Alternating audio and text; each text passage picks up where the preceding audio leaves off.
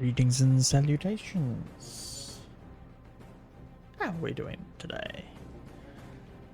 Sorry for the delay there, we had to try and sort out chat.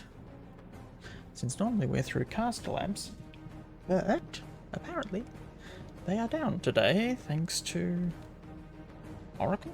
I think it was Oracle who went down. Something. Wherever they get their servers from went down. So we've had to swap back to something earlier, so hopefully it stays up and running. I may make one slight change here. Just a second. That one. Oops.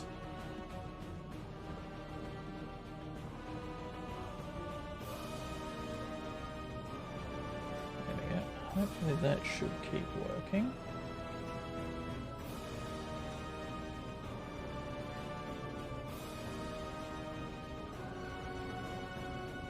Where are we?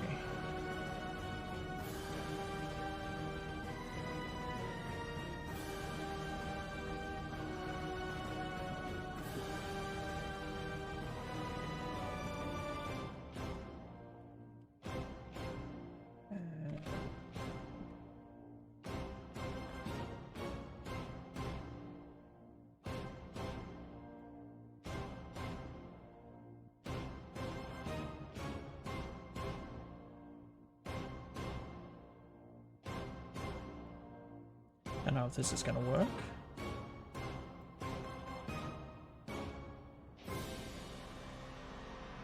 Should see relatively quickly when the next song starts.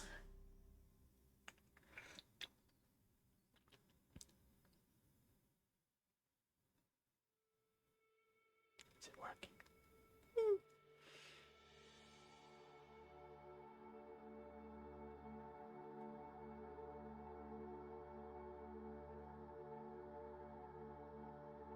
Oh, there we go. Took its time.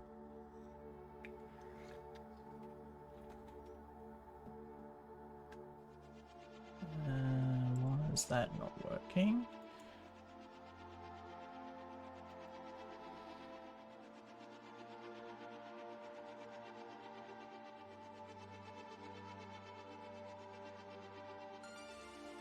Yeah, that should be right.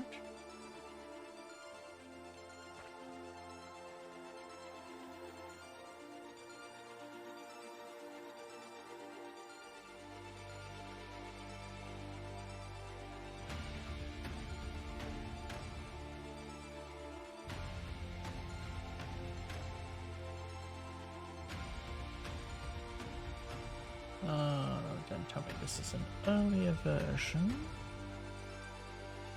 This might be an earlier version. I had to try and hunt it down. So, I think I've got an older version. It didn't actually have the option.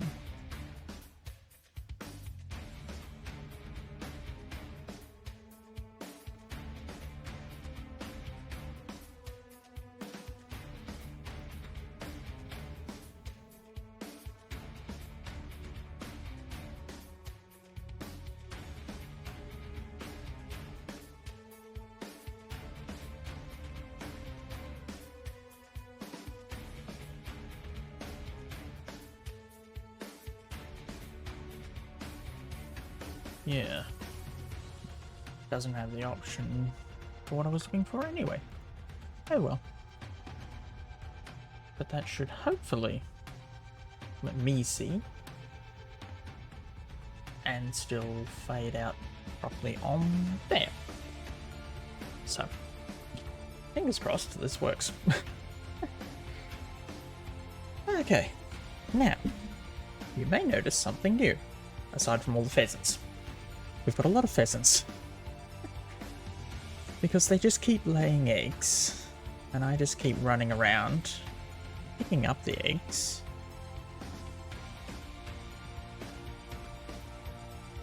And hatching them when they do. But this is new. So we've done a full farm of carrots. And like the one beetroot seed we had at the time. I was going to look at doing carrots and beetroots as a full farm, but for the moment we've done carrots, and they have been instrumental in getting us more dirt. So we harvest the carrots, which do respond to twerking, thankfully. So that's helped us speed up the growth somewhat. We've got this still filtering through to dirt, and we've got a decent amount of dirt. So hopefully we've now got enough dirt to proceed down the sort of line to get this. So we need ancient spores, sugarcane and kelp, which both need flint meshes and to be waterlogged. So the ancient spores come out of flint. So if we can get, what is it? It's dirt to get us pebbles. Then we use the pebbles to make stone, break down the stone into gravel, turn that into flint, the flint into the meshes, and then we need more dirt. But we've got this, so we can, do I want to take this one up? We might just get some more water, just so we don't kill the beetroots, because we've got plenty of plant matter now. Is this working?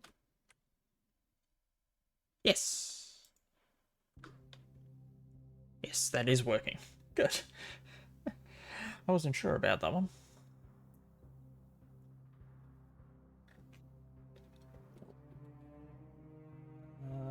Actually, no. I'm gonna leave the sound off from Microsoft,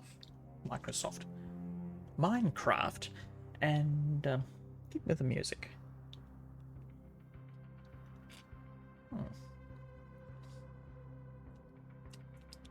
Coffee and chocolate. Interesting combination. I think we might just have enough for a bucket. Oh, and then one other thing I discovered while waiting for the plants to grow. We have to worry about phantoms. Yay! So I do have to remember to sleep when it gets dark. So we want to waterlog that.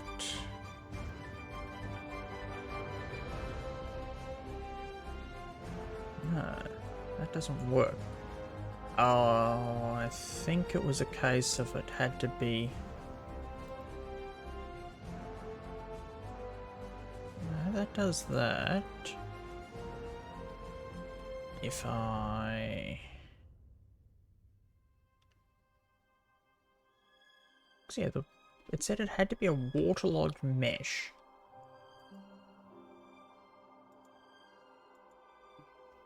Which would be that.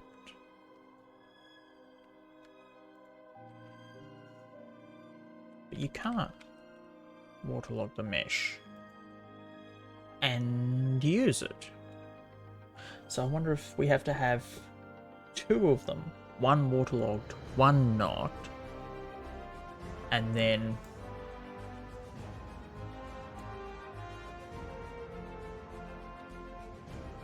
so this is giving us more stone. So stone. There's our stone. Stone becomes cobblestone, and then we need the hammer. We can't just do it in inventory, can we? No.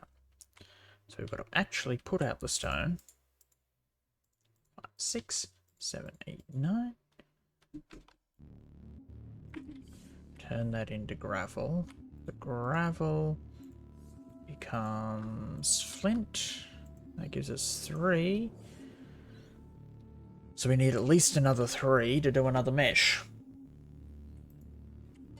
Now there is an easier way to get dirt, but we need the ancient spores first. So we're down to 2.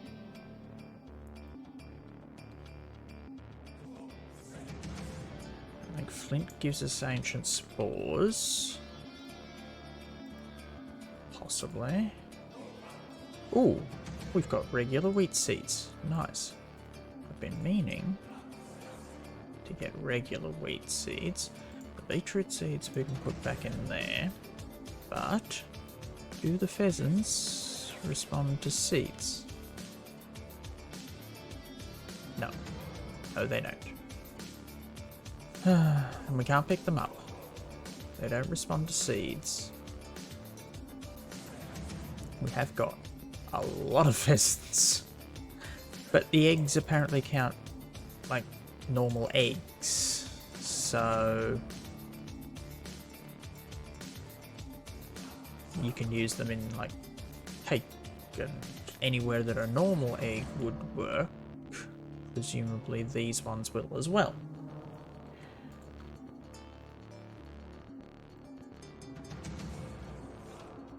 Stone. It's a shame about the wheat seeds.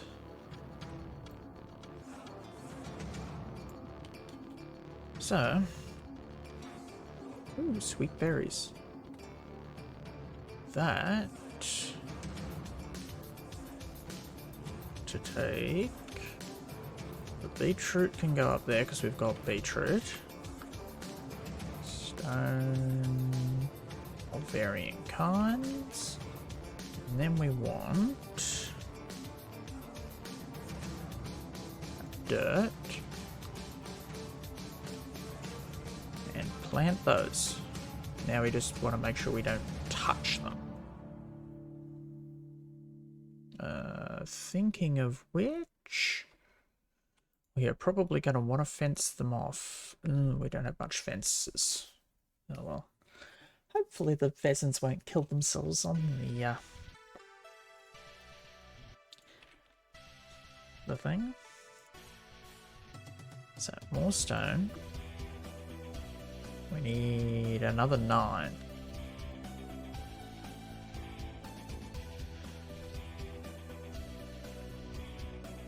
So that gets us one more flint. And then we need 2 more flint to make a second flint mesh. Once we have flint mesh, because how does it?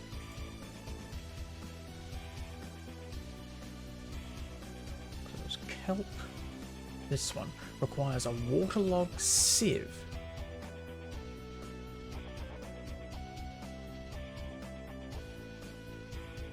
So how do we waterlog a sieve and still be able to use it? Do I have any more dirt? I've got more dirt at least. Sleep the night away.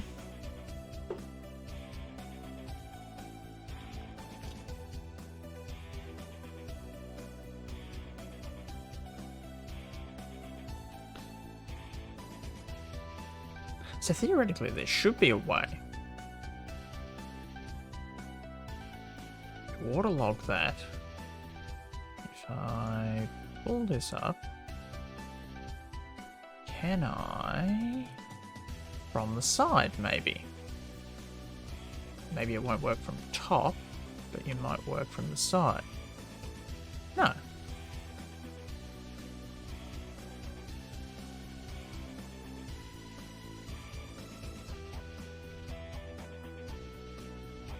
Okay. Because this doesn't make any sense. We've got the sieve.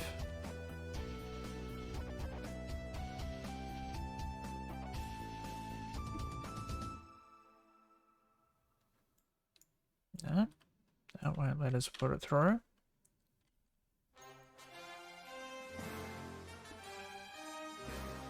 Does it have to be underneath?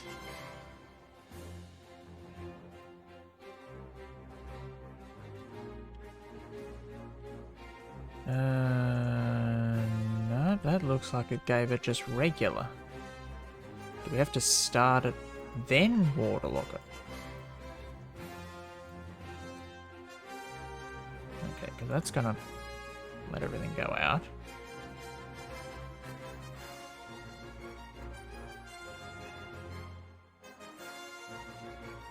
None of this makes sense.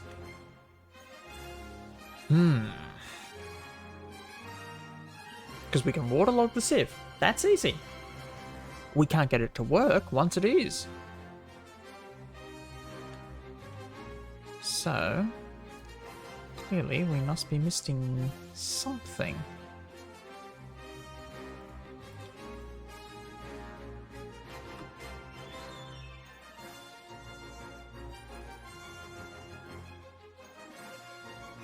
It's 2 more.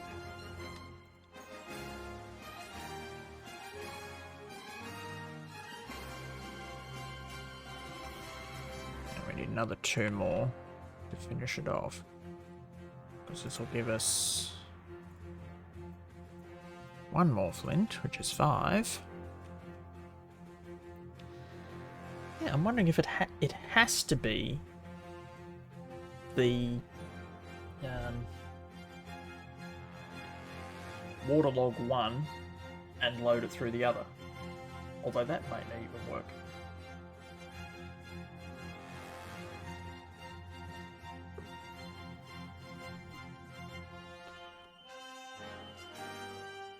If not, we're going to need more dirt. But at least it's a little bit easier to get dirt now than it was. What was it we were doing? Well, we were growing trees originally.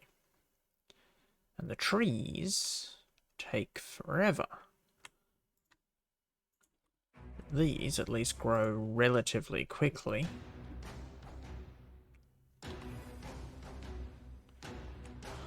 I don't think the eggs are compostable. If not, this might help as well. So we certainly get quite a few eggs. I don't think the eggs were a valid compost item.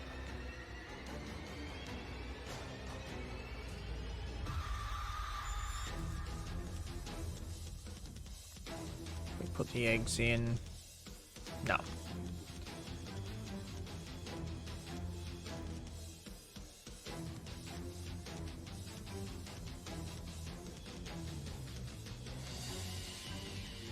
We've got a lot of pheasants.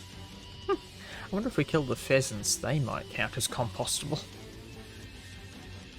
But that would be mad.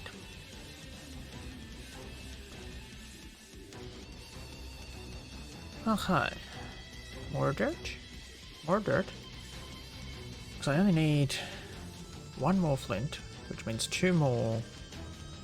Which means 7? 7 more pebbles.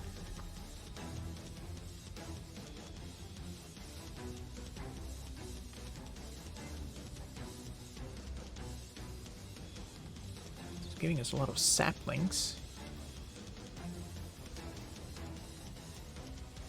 We are now in summer as well. Now, we can't make it yet, but thankfully there is a seasons calendar. And what is really nice is that it's JEI.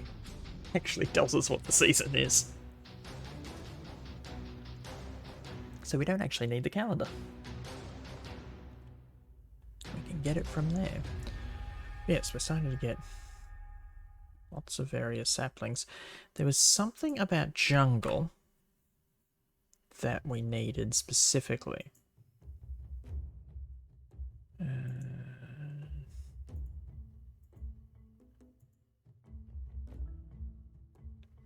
No.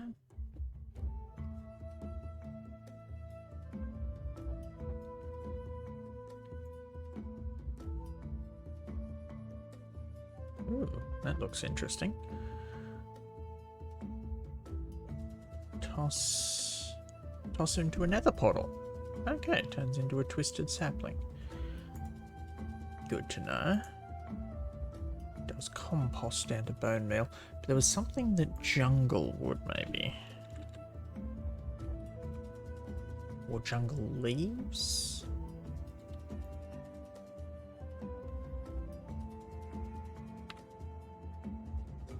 Something gave us. That's just general leaves. Builder's tea.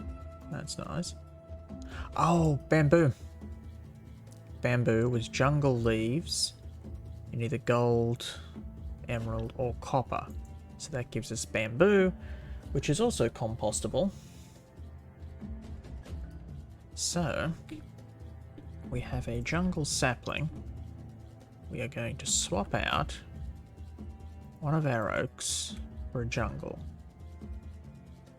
Just so we've got access to jungle leaves. And then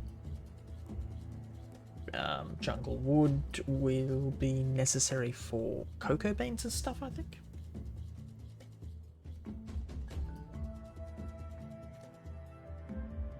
Wait for these carrots to grow a bit more. Yes, this is definitely less unpleasant than trying to do the trees, given that these will just sort of keep growing in the background. You can run over, pick some up. Oh, we've got another dirt. We've got 3, 5 more we need. Probably need at least a couple more things of dirt. If we want to, wander over here, grow up the carrots. It sort of works. Just not terribly well sometimes.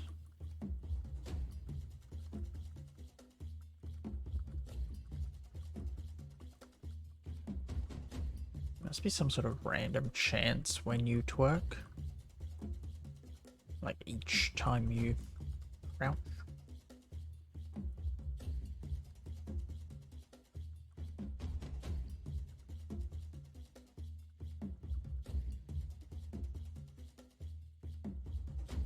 The only problem with having so many, it likes to keep triggering the same ones that are already fully grown.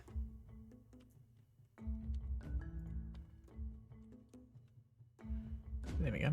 22 in a couple of minutes, which would have taken us 4 or 5 growings of trees, potentially.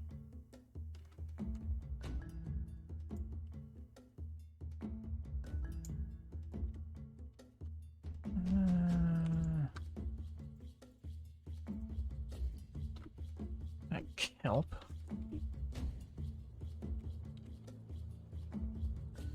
It's that one.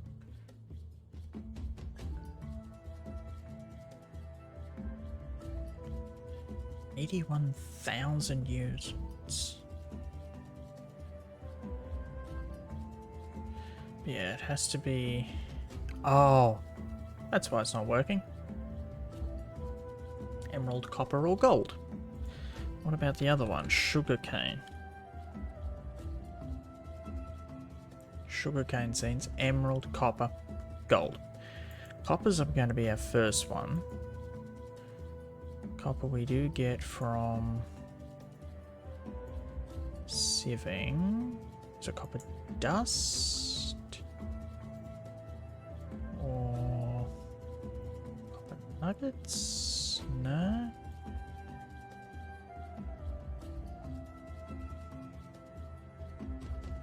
Raw copper maybe?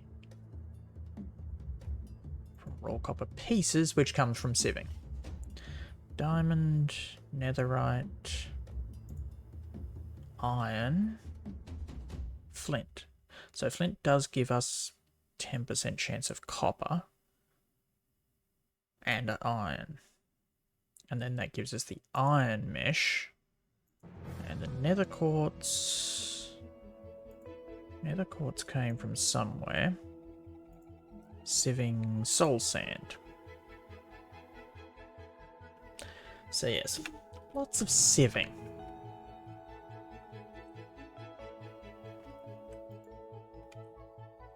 Ow. So I reserve these as my food supply. That way I don't eat the carrots. We can keep just filtering them off into dirt.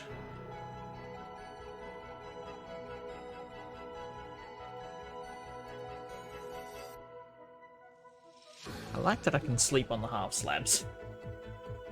That makes it very nice.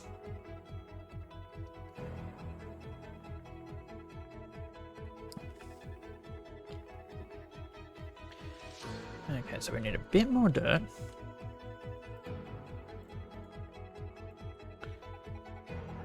Really need to get stone pieces.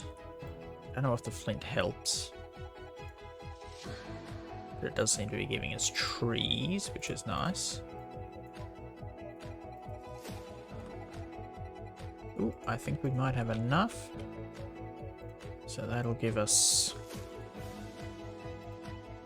2 more cobble.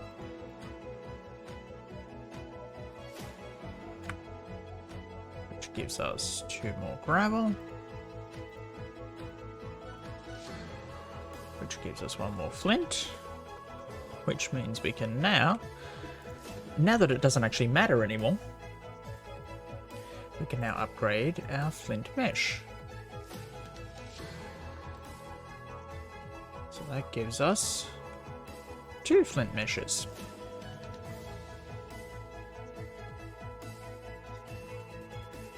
Which should give us a better chance of ancient spores. Now,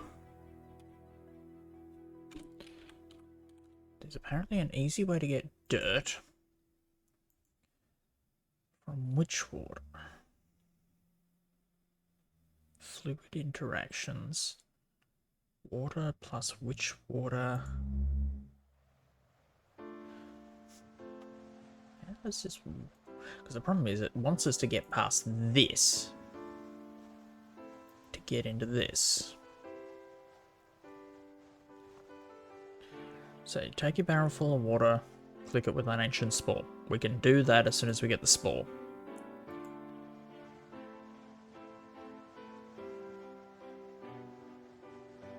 Okay, we can use witch water to convert mobs.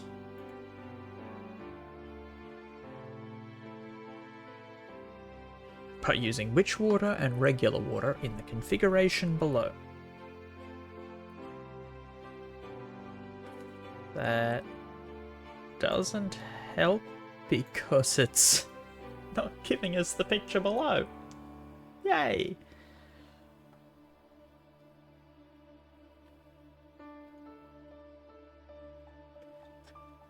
I wonder if it's like a cobble gen.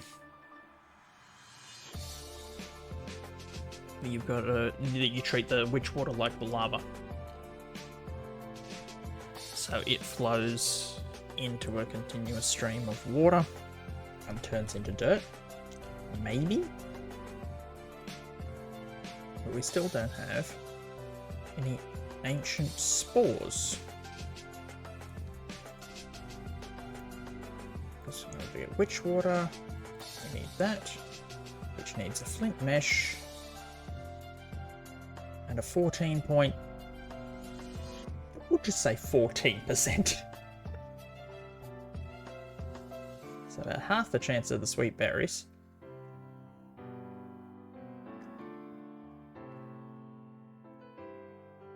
Better chance than some of these others.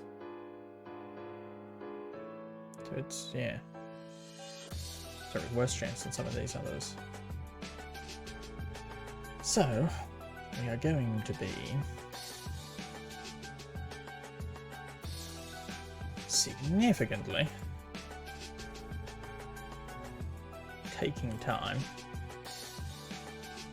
We've worked out what's happening with our meshes. So we need to upgrade the whole thing to flint. We then need to get a lot more dirt, sieve it off, so that we can see if we can finally get an ancient spore. Because as soon as we get an ancient spore, then we can proceed.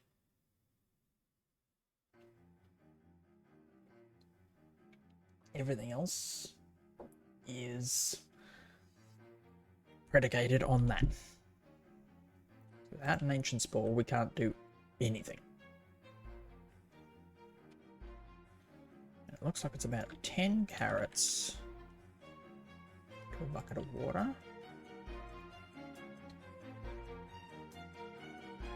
Which is good to know.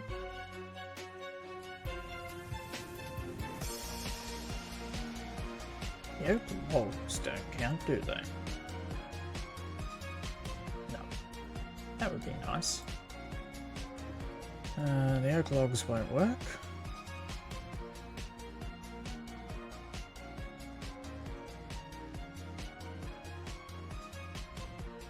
We've got andesite.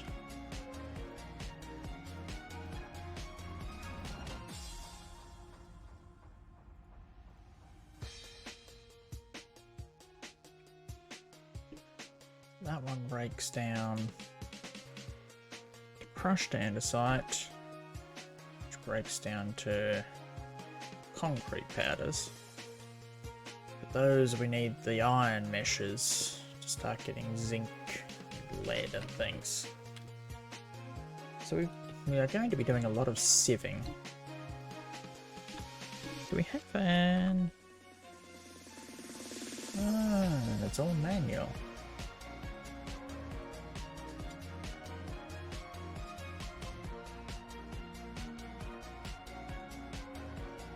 Yeah, that's odd. But there's no method for create with a deployer. That should work as an auto sieve. So they don't have an actual auto sieve, but we should be able to put something suitable together.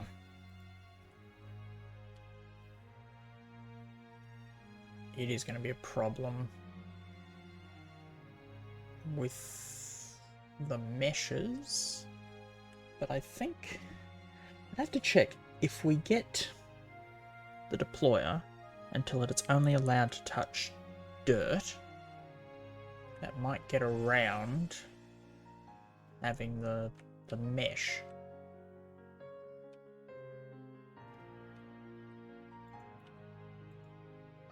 There's 2 more dirt, so I can sieve a little bit more in the flint.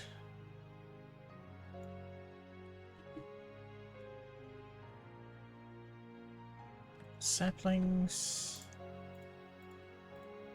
stone, melons, beetroot. Where's our beetroot gone?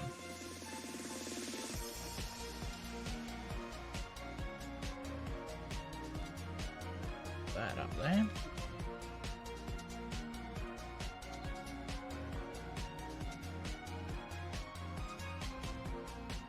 Silkworms also, I don't think,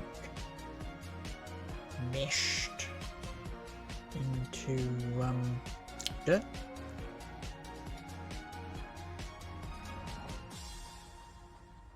Keeping a spare carrot in that there. I mean, carrots aren't such a problem. But if we like accidentally drop down water and wash out the whole thing, I want to have at least 1 carrot that I can start working on to replant with. Somewhere that it cannot be washed away. What am I doing? Dirt. That's another dirt. So yes, I will continue working on this. And now we know what we're up to. Once we get enough dirt, we need at least 1 ancient spore.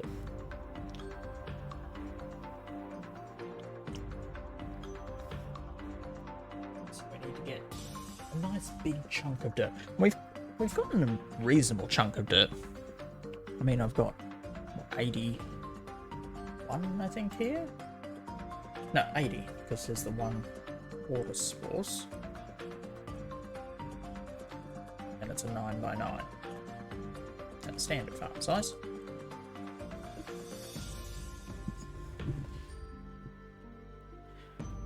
So I will look into growing out maybe another farm with beetroot. Well, the beetroot, it works well, but it seems to grow slower than the carrots. So it does eventually grow, but it just takes a while.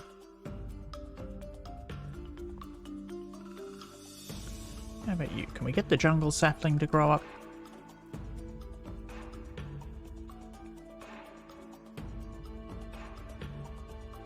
There we go.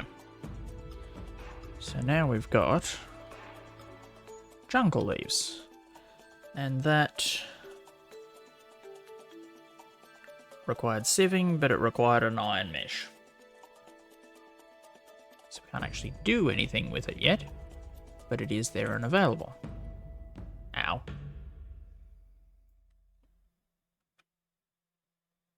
Eventually I'm probably going to kill myself on that thing.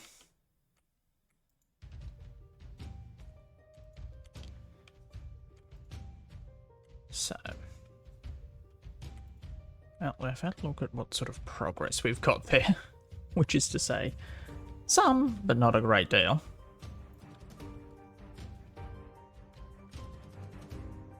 We are getting on our way. A lot of these packs, you tend to be very slow getting, like, your first steps, which is what we're in at the moment.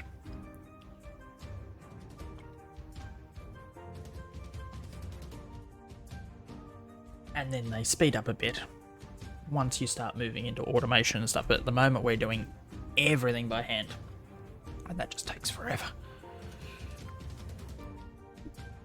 Now, and to leave that one there,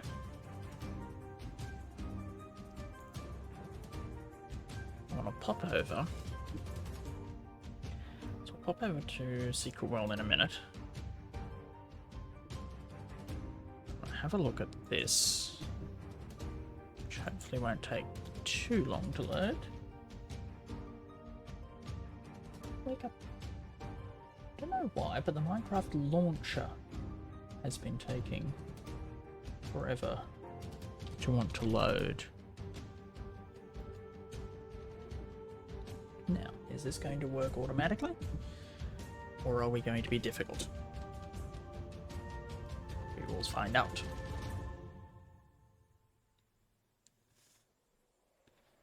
Oh, that's looking encouraging.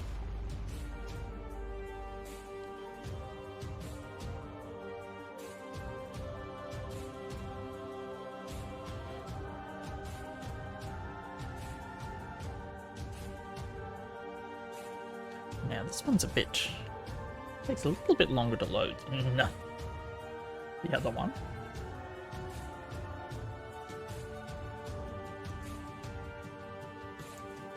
But it's still fairly quick these days.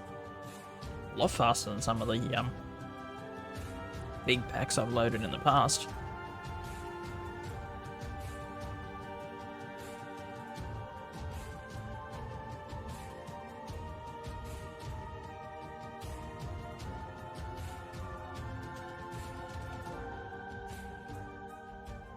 Are you done? You look done.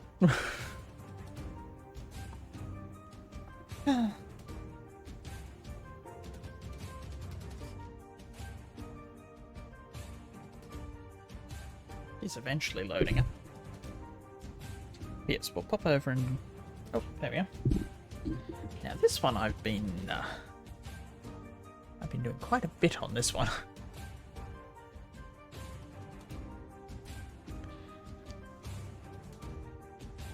Which is why it's going to take a moment to load up.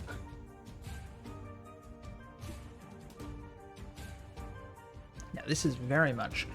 This one moved you into automation very quickly. Because essentially the whole pack is based around create. So the whole point of the pack seems to be for constructing automation stuff. There have been some fun, interesting bits. A whole sequence of unstackable items has been really great. But this one, we started down here. And then we moved it all up here. So this is the sort of automation you can end up with. And this is all primarily create. So we have a couple of water wheels running everything.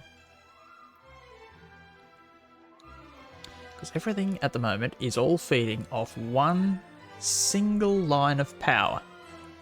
And lots and lots and lots of water wheels that run it.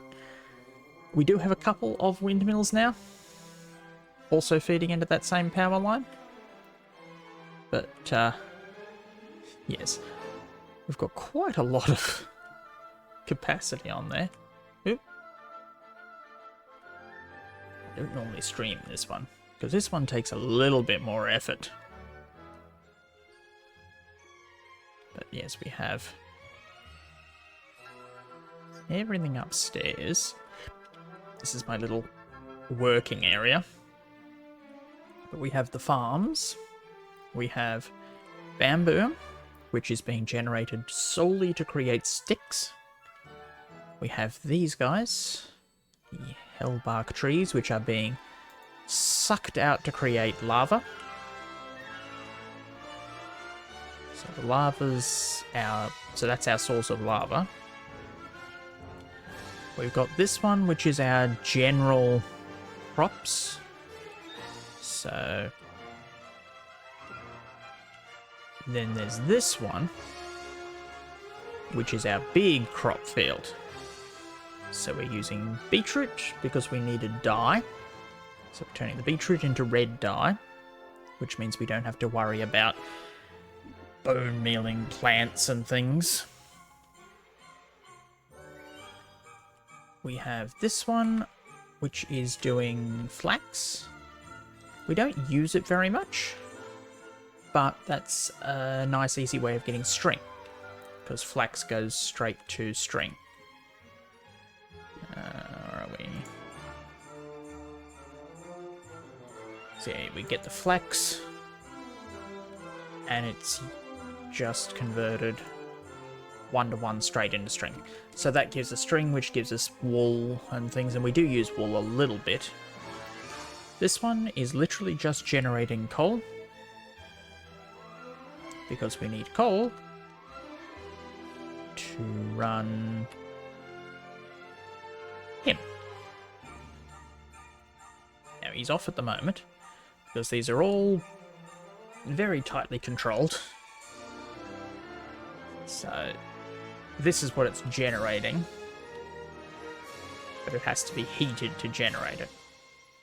But once this thing fills up to a certain level, it stops heating him up, which stops it generating more, which means we're not wasting the materials, we're not wasting the coal, and all that. And this is just our random source of glowstone. We've got the various saws, which are cutting us down from logs, which come in over there, off the tree farm. So it fills up one lot to make coal, one lot to make stripped logs, planks, and slabs. And then the slabs are then used to make our various components over here. So these are the main line of the pack. So you're making these mechanisms. And then the mechanisms go into making the various machines. So we've set it up so that each mechanism is all over in this side section. There's probably more efficient ways to put it together, but I wanted them all here. So if I want a mechanism, I know it's all in this spot. It just means that when we have things coming over, we've got these really, really, really long pipes. Because that's the end of the chapter 3 sequence, which creates these guys. And that's got to feed all the way from way over there, all the way into here. That's our little miner. It's quite decent, and it tends not to get itself stuck up anymore. Yes, we've got... we ended up spreading a lot of stuff out. So, like the... this one... Can I get... How do I get over to that side? Up here. Up here. Up. Up. And over here. So these have to be watered 12 times, I think it is. So we could technically just loop it round through one spout. Because we had all this extra space to play with, I ended up just creating 12 individual spouts. They feed along there, and then the ones at the end feed back into there to start the process again. So that's the seeds that they grow from. The seeds are made from just... So it makes 2 seeds from one item, which is where you multiply up. We've got our source of obsidian that we can turn on and off because it uses way too much lava. So I turn it back on, then the lava starts flowing. We use the fact that when it flows out the end of one of these, it generates a source block. That is then generated next to water, which turns it into obsidian. And then the drill is just continuously trying to eat the obsidian.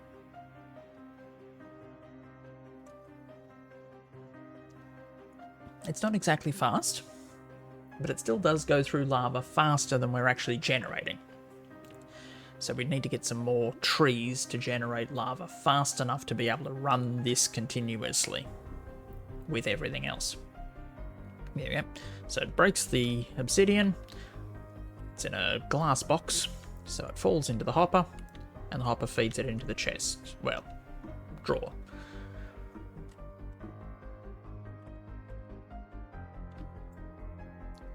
So we turn that back off so it doesn't keep eating it. But yes, we've got these big carrier lines running all the way because everything is feeding on that one set of water mills and the 2 windmills. These ones are... So these are redstone wire. They don't seem to work quite as well as I'd have hoped. And trying to get that middle one working was a bit iffy. But they take these 3 components. When they go... there's a fire inside this container where I'm not going to run into it. It's all sealed away. So there's 3 droppers. 1 for each of these 3 types of things. And they just continuously drop them out, feed them into the fire, and then they all get sucked up by this guy. Oh, there we go. 3 of them, which are then split out into these drawers. These drawers then feed up there, which then chop them up. Now, we created this before we realised that the knife doesn't actually get used. So technically we can throw all this away, but I've got a chest full of knives that I have nothing to do with anymore. Because it looked like the knife used up when you did it manually, but the moment we put it in the deployer, it stopped. So that was fun to find out after we had made all the knives. Yeah, drop those back in. So they just keep feeding in a big loop, which again, you get 2 out for every 1 you put in. So that ends up multiplying them. We accumulate them here, and then they feed into 3 separate stoves, which cook them out into ender dust, gunpowder, and bone meal. And then they start getting fed off to various other places. This here, which was here first, actually. So all this got built around. This was already here. Because this comes up all the way from down there at bedrock. So they are generating andesite, diorite, and granite. The granite goes around into this structure. So it feeds into there. There's your granite. The granite gets, well, it's granite cobblestone, I believe, here. Yeah, so granite cobblestone. That gets sent down to be cooked into actual granite. The actual granite then goes up into the millstone. That turns it into red sand. And red sand, once we get enough in the stack, I think they're a stack of 16 they're doing.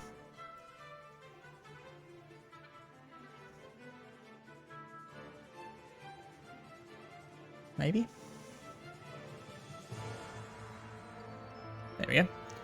So the red sand just goes out. And when that washes, it turns into gold. And dead trees, but we've accumulated some in case we need them later. But other than that, they're just getting voided. But that's our continual source of gold. So we need gold to make all the deployer hands. Now this one I should really contain because I keep running into it and bursting a light. So we've been using this to do the invar. So we stick the blend in there, which spits it out, cooks it, gets picked up here, and then this passes it through and turns it into the actual invar. This is our layered diorite. Now this whole structure here, which was here before the invar got added to, because it was already here. But the entire purpose of this structure is to take this, the diorite cobblestone, and cook it, and then, so cook it into diorite, and then cut it into layered diorite, because all of this is layered diorite. So the entire purpose of this entire structure is to provide me building material. Because I still need to go and build the whole top floor, because this is technically the bottom floor. That's our last bit. So we've got this one is our second bit. So we've got the red dye, which is coming from our beetroot from upstairs. We've got this guy taking the gunpowder and sand, which is coming out of here. So this is generating sand and clay and things. We do have a generation of clay on the far side, but this one generates the sand specifically for making the TNT. And this is our chapter 2? Yeah, this would be chapter... No, this is their chapter 3 stuff. So this is all the unstackables. So this generates cobble. The cobble gets fed in to this, which makes crushing wheels. And that's where our sticks from the bamboo are coming from. So those make crushing wheels. And when you put a crushing wheel through a crushing wheel, you end up with a singularity. Singularities then move out along here, get combined with ender dust, and I think we go in about stacks of 4 when we're generating. So they drop into here. The TNT gets placed onto the redstone, which causes it to blow up, and then it gets sucked up by this because it turns into these, which are also unstackable. They get mixed with the red dye to create chromatic singularities, these guys. And we make up to, so it's set here so that these will limit it to only having 1,000 in the drawer. So this is actually our lock point. So the chest will fill up, the chest being full controls whether or not those two actually drop anything. So if the chest is full, they don't. Once it drops below a certain level, they start dropping out. Generates there, that picks it up, feeds it back into the chest, which brings the level back up, and then they cut off once it gets above a certain level. But this is set to, you're only allowed 2 of them and the dye. That we needed to do that because otherwise if we just let it keep feeding in, because the singularities don't stack, you end up with it filling up every slot in the basin, so you can't add the dye to actually use it. So we limited it to only 2 of those, and the dye comes in to get a stack of dye. They mix together, feed out to the drawer. Once the drawer hits the 1,000, this pipe won't take them out of there. And until it takes them out of there, it stops it from creating more. So we don't need a second limiter on that one. These guys then feed through another set of crushing wheels, which create paintballs in multiple different colours, regardless of what the chest looks like. So you can see the different colours flitting up here. A lot of it is blue, because that's what the chest had. But you'll see, yep, green, yellow, red, and magenta. What we want for the next step is only the magenta. So these ones. So everything else, this is a bit more compact because this was the last one we were built, and we've sort of had to get a certain amount of space involved. Now, theoretically, these should not be necessary. There's a problem when the world loads. That this paintball should come out of that box as yellow, drains out and turns into green. Something to do with the loading order will occasionally let this paintball pass onto the conveyor belt without being drained, which means you end up with a yellow paintball on the belt, which will not be accepted into the green drawer. So because we're using drawers, it won't let it in.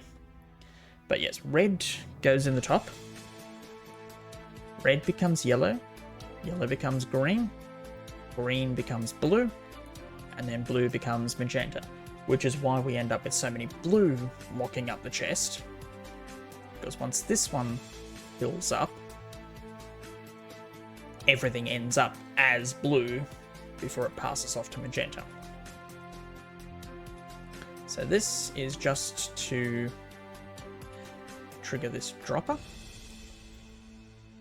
So when the magenta comes through, you put 4 magenta together and get one of these. And this was the first point that actually stacked reasonably.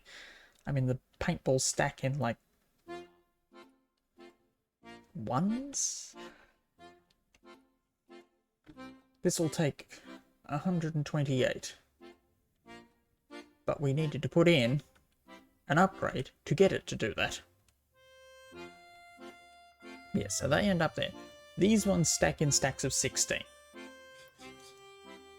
That then passes here, which drops it through the beacon, which is very tightly contained because these things that come out keep wanting to fly up into the sky.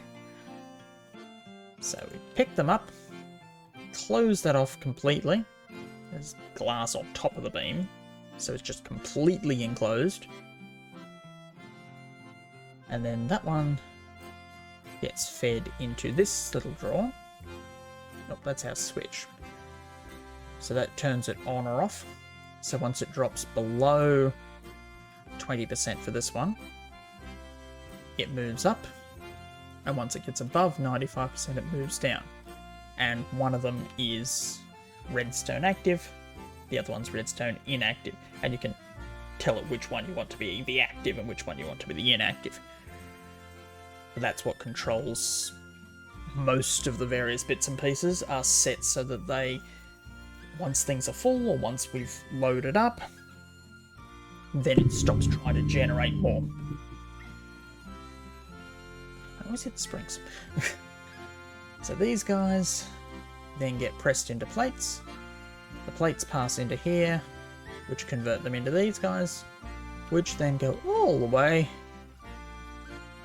way back over where we started to actually go into the next mechanism. That was the main part of the last chapter we did. So that was chapter 3. So that's all this lot. This bit down the bottom is potentially going to make this a lot nicer. That's just these. So those are generating power to 3 of these, which are creating, eventually, these guys. And these guys mix with some of our metals, which is what this whole thing is set to do. That one mixes metals and then puts them into ingots to do our brass and our bronze and whatever. I just put one on one side, one on the other, and that just mixes it all together. We've got this one separately, which is doing silver, because we need silver for creating this, and that goes with our chapter 3 components. Makes they call the Enderium machines. And this is where we're getting our silver. So we're trading kelp, which we put a dedicated kelp farm way over there, that all it does is generate kelp. Some of that kelp gets used over here, which makes our chapter 1 stuff, but the majority of it, so because we were generating kelp for this, to make this blend, which goes together to make, eventually, the blend makes the bricks mix with the cobblestone that we brought up all the way over the far side, and that's what makes our andesite, which is the basis of create. And this is getting, like, clay makes the bricks and so forth. And then we've got some sand here, which is generating clay, I think. So we've got some sand, and then the excess sand, which comes in orange, white, and regular, gets washed, which then becomes more clay. And they're all coming out of these sieves. We've got 8 of them running. And this is where the sticks from our tree farm end up. So making the sieves. And the rice from our rice field makes rice, which is what we've been using as food. And it makes this straw, which makes canvas, which is then the middle row of these strainers. But again, we've got these set up, so once that chest fills up, it stops actually sending these out. So we've got 1600, but because the chest is relatively full, it's not making any more. So that it's not just generously trying to convert stuff. But yes, our kelp comes out here. A little bit of it goes off over there.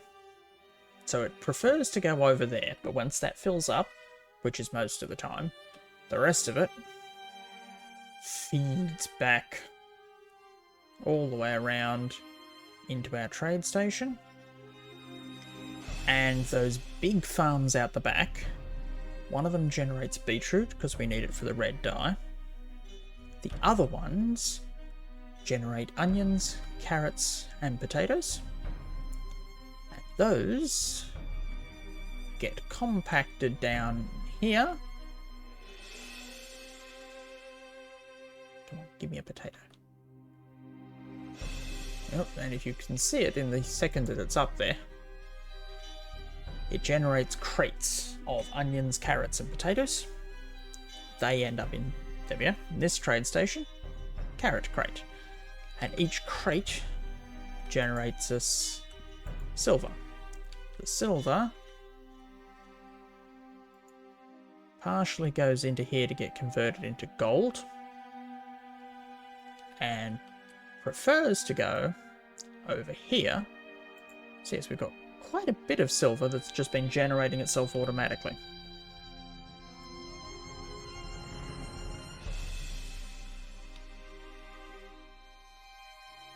Do that. Then the next silver should land over here.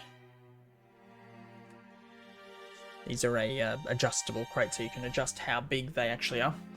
There we go. The silver prefers to go here and fills up.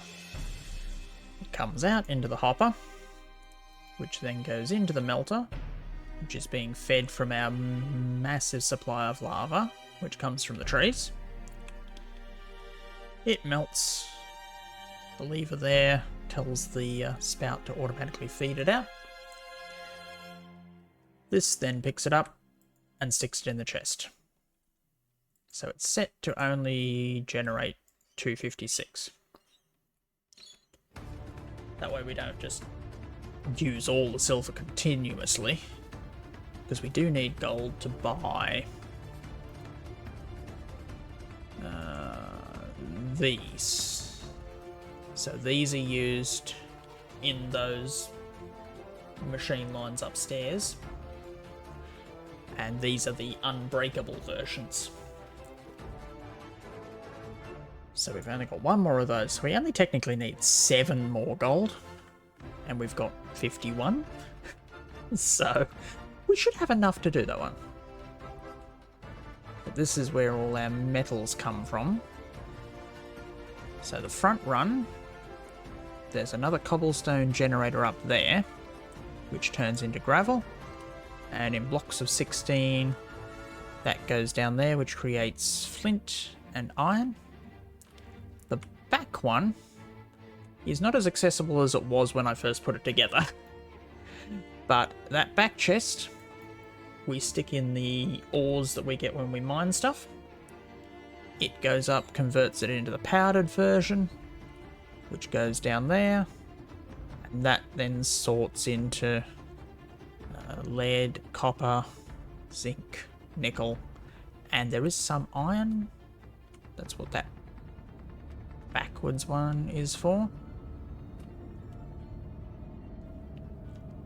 Because this one generates iron and then sends it upstairs. Because we need the iron to go out there to work on the chapter 2 stuff. But yeah, so these, you've got one coming out of there. Why are there gravel in there?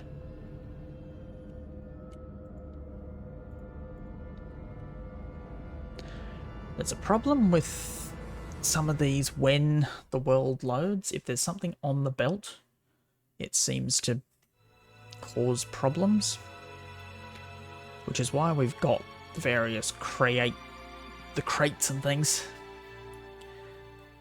to actually make sure that it's got some buffering to work with. And I think that end one will actually pull off the back end conveyor belt, which is why it was still working and hadn't banked back up, because the pipe is actually hooked up to the conveyor. So technically the chest isn't actually necessary. But yeah, it accumulates the iron nuggets and that, and then that filters them out. We're just throwing away the flint at this point, as much as we'd like it for the other world. This one we haven't got any use for it, at least not yet. But these create, this is just sitting here, so we've got because we use a lot of brass in all these pipes needing brass. So because I've used so many pipes, I make big chunks of brass at a time. And there's our string.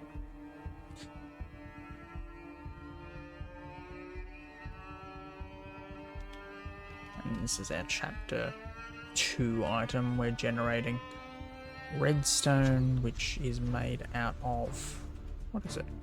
Oh, it's made out of skystone powder combined with water. That generates the redstone part of the equation. And then that gets mixed here with these guys, which we're generating earlier. They mix together with that, and that creates the pink ones. And then the pink ones feed into this chapter 2 item. So that's where we add iron. So we take the rose quartz, add a chunk of iron, and that generates our tubes, which are the chapter 2 item. Yes, we've got a normal smeltery down there that we almost never use. And we've been using these guys. Feral flare lanterns. So we put one down and it generates invisible light blocks. And it seems to generate up and down. So it means it's lighting up our old base when we put them up here. So we put them on this middle level. It lights the top level, it lights the bottom.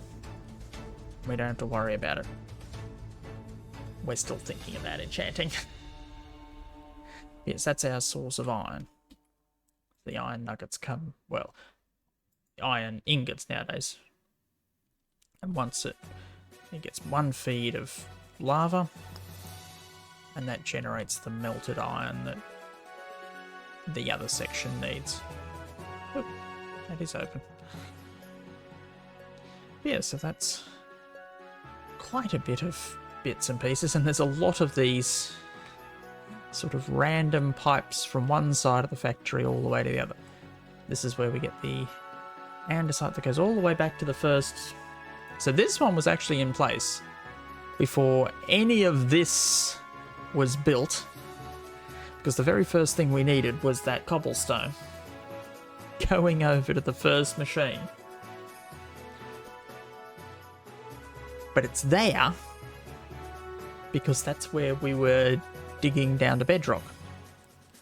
So we started... Yes, bowls of rice. Yes, we've got that whole setup just to generate lava to feed that smeltery that we almost never use.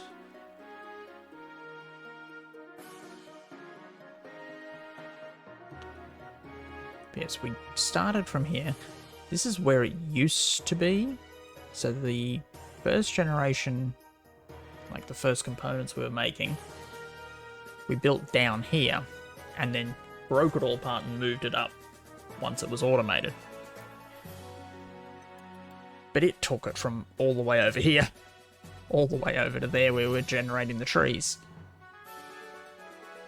But this was doing the rice, and this was... So this was the setup for generating gold. So the drawers were there for the sticks and the gold. And they'd pass through, cook.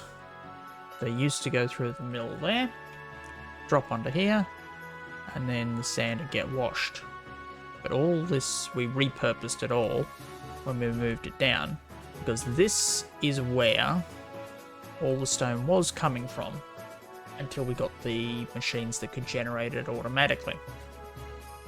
These wheels are literally just moving this belt. And the only purpose for this belt is because it's a nice easy way to get back upstairs. But yeah, we stared down. Down, down, down until we hit bedrock. Because to generate andesite, it had to be done on bedrock. So it was here. So we were drilling the andesite cobblestone. It was going onto the conveyor belt up to there where the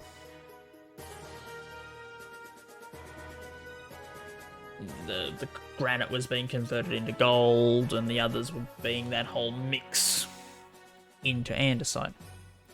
But now we've got these. Once we got these extruders, so you've got bedrock underneath it, lava and chiseled packed ice, which is this one, gives us diorite. Same lava with polished packed ice, which is this one, gives us the granite, and another lava with just regular packed ice gives us the andesite. And those three go through there, and this is where this is where I dug down to. So this machine was just working already. The drill was over here, and the cobble was going onto this conveyor belt to go up. These are my mines as we go past. They're very far. But those are the mines for... That level is for lead and diamonds. And then we've got another level up here that gives us zinc and copper.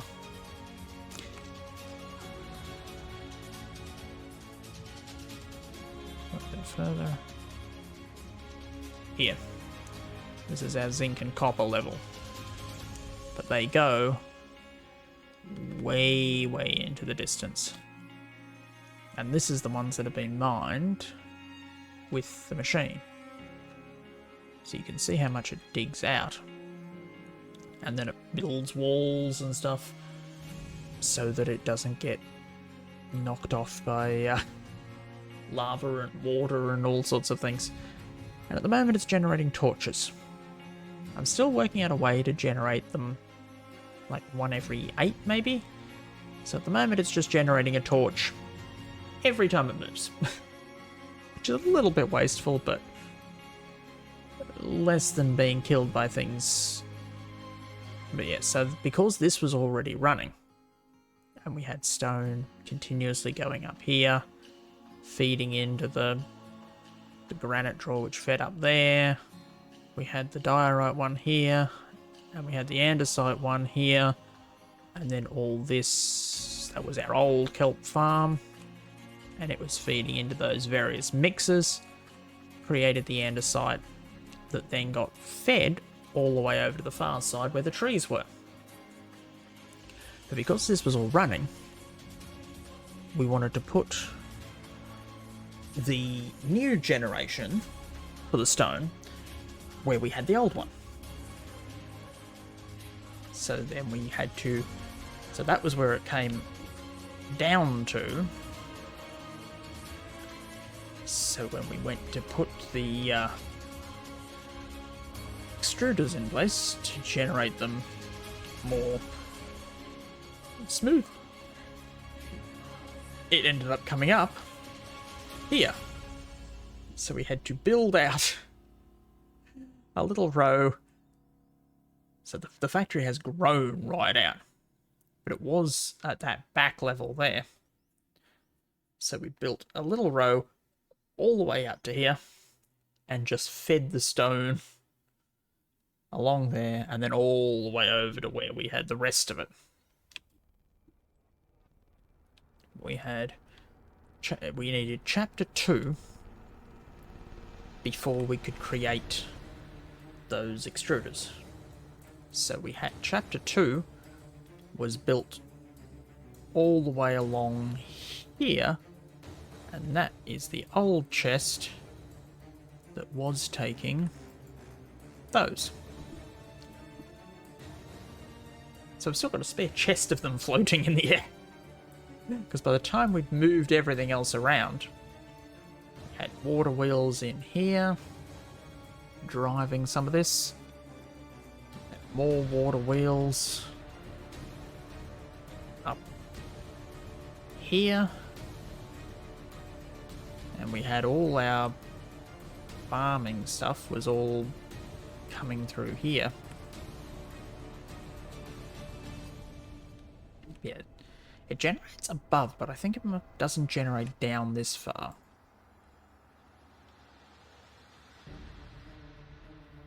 Yes, and that was our old cobblestone generator, using a normal lava and water. Which I think, nope, the lava's still here, but I think I've repurposed the water. Yeah, because the water was there. Where the diorite is. But that was another drill that was generating our cobble, that converted into gravel, that gave us our iron. And yes, our farm, or what's left of our farm, was here, right in the middle of our walkway. So we had all the chapter 1 stuff was all generating up here. So we've still got a chest full of andesite if we need it. The trees were generating from the tree farm, which was down there. Pull all this apart. So there's water wheels powering this one. We had another set of water wheels powering the chopping the wood down. So we've still got some sticks and some trees left around.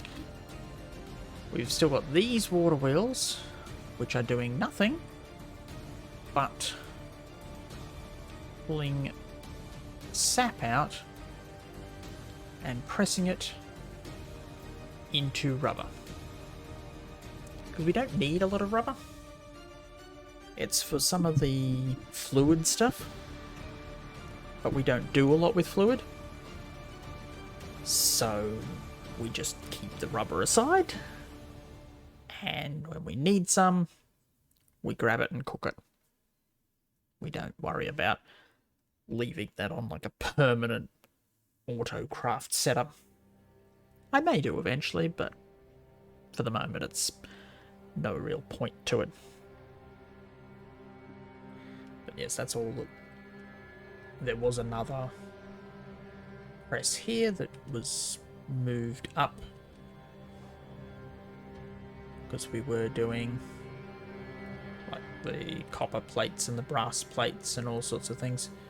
So we moved it up here because it's now on the super fast, which means it takes a lot less time. So if we take a piece of brass, stick it on the plate, and it's done. And then this is right up near where our logs are. And then you get the brass sheet with a log. Gives us your brass casings. Thinking of which, 1, 2, 3. So need some more of those chests. So yeah, it's very quick. 3 logs, 3 brass, gives us 8, and then we've got a crafting table right here. that gives us those adjustable crates. So use quite a few of those.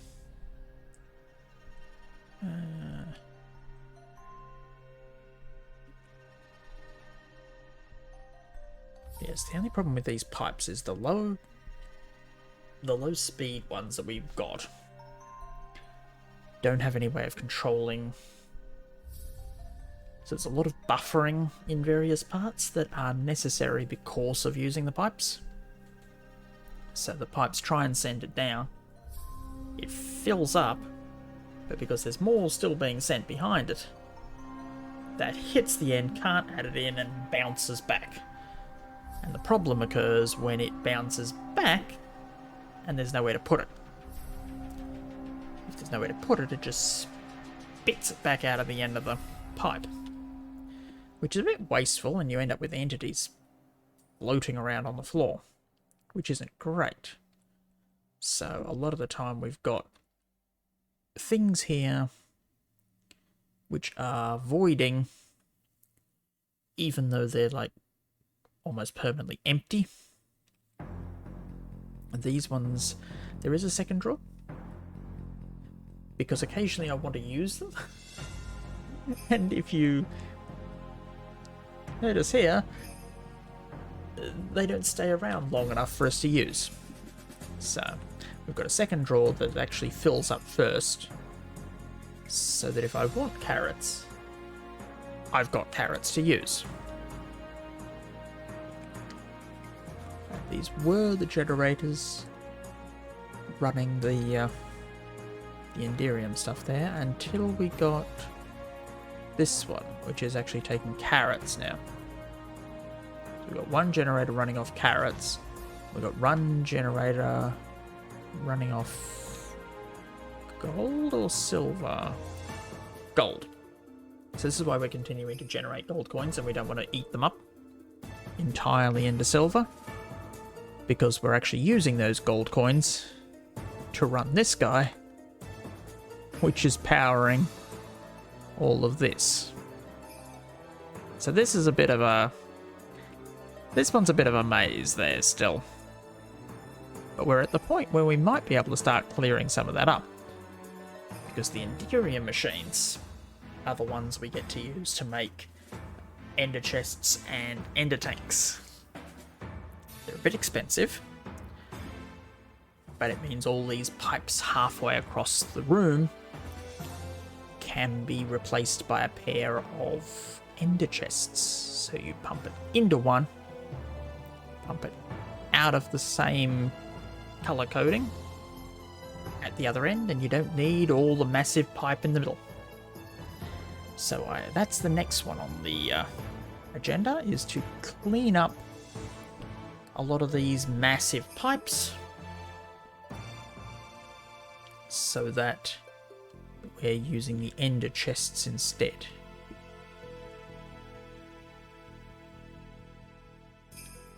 But the question is going to be things like this, where we're splitting it off, whether or not we want to keep this structure and stick the ender chest, say, here, so that we lose all of that piping, which is great, and we can lose like all of this piping, which means that this can then raise up a bit more and so forth. But it means that this particular pipe, or either that, or we take this all back to our... Any problem with the water wheels is it takes it forever to get around them in either direction. But yeah, so that's our rice, and that's our kelp farm, which is also generating fish that we're not really doing anything with. But yeah, we could take it back to here and then have two ender chests. One that prioritizes for the algae, and one that goes and does the trade station. Yes, this generates fish, which are then eaten by the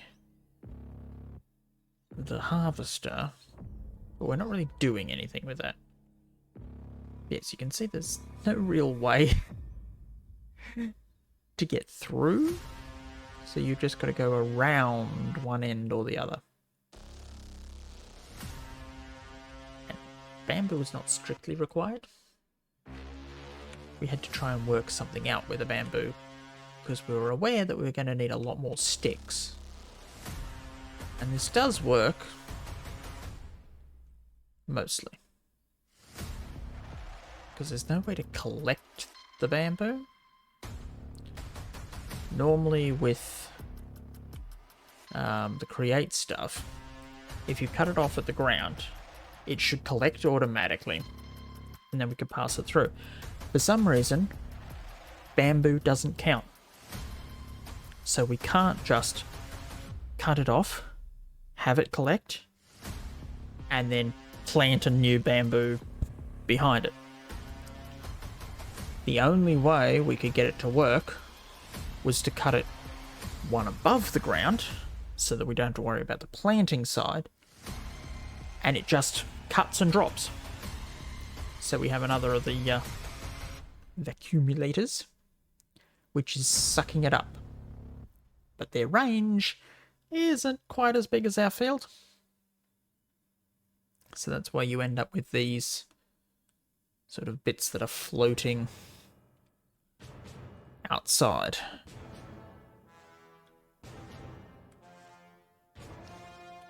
And unfortunately, we built all the way far enough this way that we actually ran into the mountain. Which means we actually had to start worrying about mobs. Because they can now come down the mountain through the rotating saw blade and actually try and kill us. Yes, this is our supply of lava. All these trees, are they all emptying? So I saw one earlier that had some. Has it emptied out now? Yeah, this one. That one.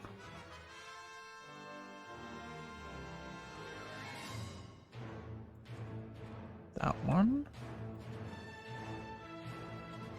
Why is this row?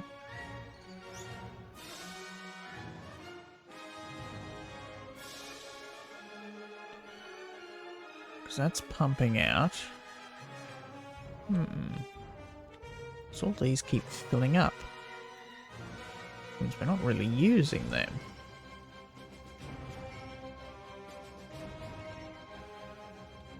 So that's the one that pulls it out.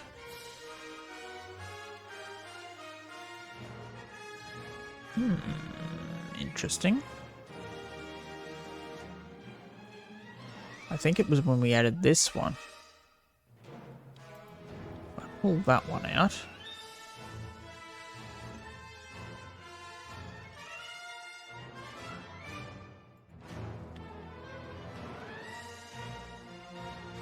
So that one's pumping.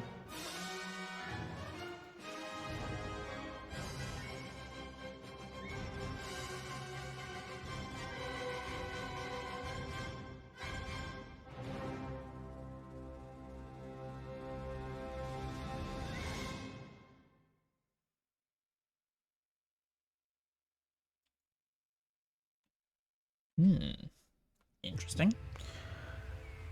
I may have to look at how this is all structured. Because we seem to be getting some backflow.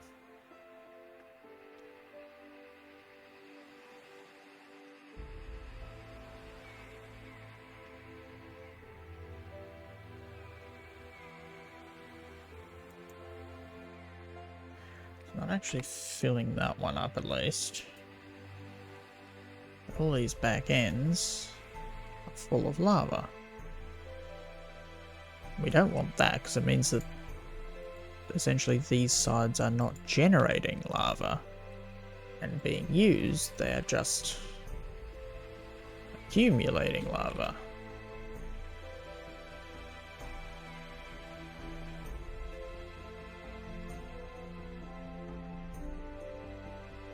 Because this one's pumping that way. Bang.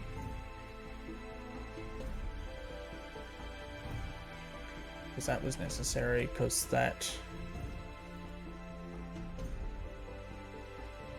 this side was too far away. That's why we had to add this one in. Because these ones weren't being emptied at all. So this is all emptying now. But this back end doesn't seem to want to go.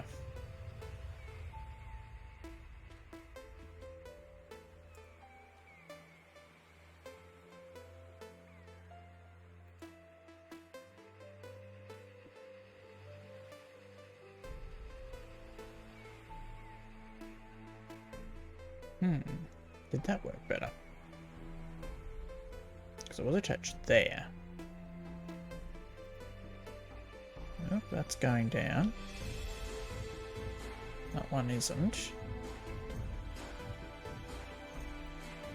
Even if most of these go down, that's definitely an improvement.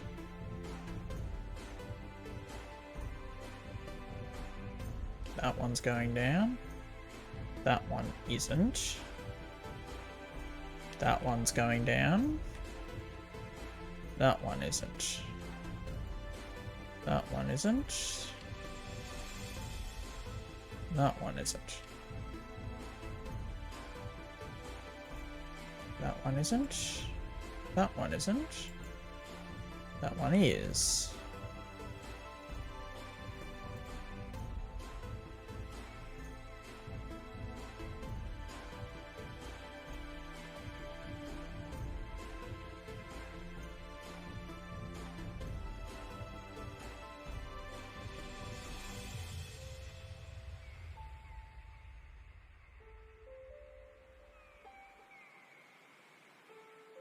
Yes, so we might need another pump or two. I'll have to have a look at those. It's good to know. That explains why we're running out of lava quite so much. Started eating through some of these backlog.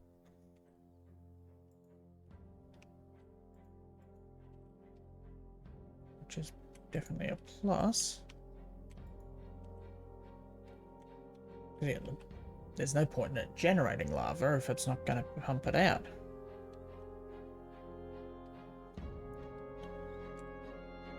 This is almost full. Which means this can get turned back on.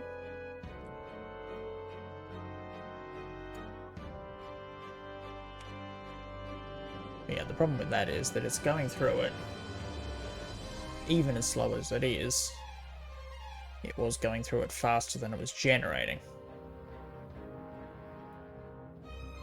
So these were eventually emptying out. So the current plan is we turn it on once we fill up to about 3. And then when we drop down below 1, then we turn it off and let them accumulate up again. We're not using a lot of obsidian, so it's not really something we need to be generating continuously.